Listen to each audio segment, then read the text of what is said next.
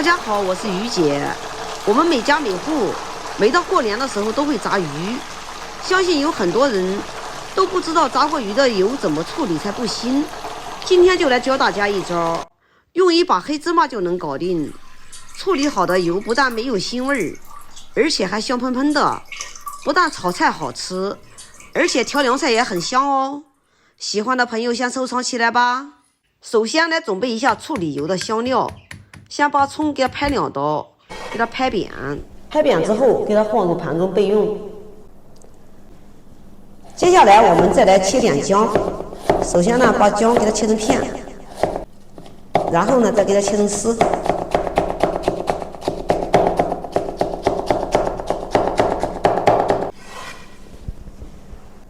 切好之后也给它放入盘中备用。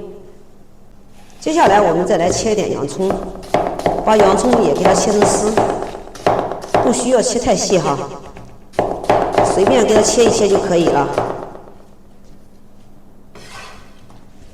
切好之后和葱姜放在一起，最后再准备一点香菜。我们这个炸油的香料全部准备齐了。下面等着鱼块炸至出锅的时候，我们就来处理这锅油。想看炸鱼块的详情，请翻看我上一期的视频。炸至微黄的时候，像这样就可以了。出锅，鱼块捞出以后，我们把这个洋葱提前准备好的小料给它倒进锅里面，用中火慢炸，炸出里面的葱姜的香味，把里面的腥味全部都要去除。这个葱姜和这个料头呢，也可以吸收里面的腥味。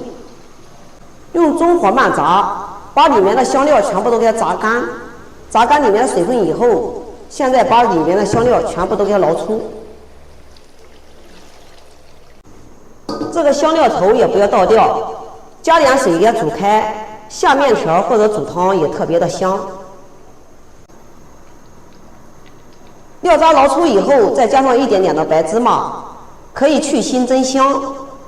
炸过鱼的油像这样处理，不但炒菜好吃，而且调凉菜也很香哦。像这样我们做出来的油啊，再次炒菜一点腥味都没有。饭店里面料油都是这样做的哦。然后再把白芝麻给它捞出。像这样我们的油已经处理好了，但是这个油里面呢特别的浑浊。等一下呢，我再来给大家分享一个过滤油的小技巧，教大家做一个简单的过滤网。接下来我们抽一张餐巾纸，这个餐巾纸呢我们每个家庭都有，你一动就会发现这有3层，然后给它揭开，均匀的给它摆放在漏勺上。像这样简单一做，一个过滤网就做好了。然后把我们的油给它轻轻的倒入里面，就像这样过滤的特别干净，就连炸糊的细小颗粒都能过滤下来，过滤的油也特别的清澈。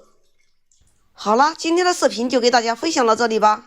我是于姐，如果你喜欢我的视频，请不要忘记关注我哟。感谢您的观看，我们下期再见啦。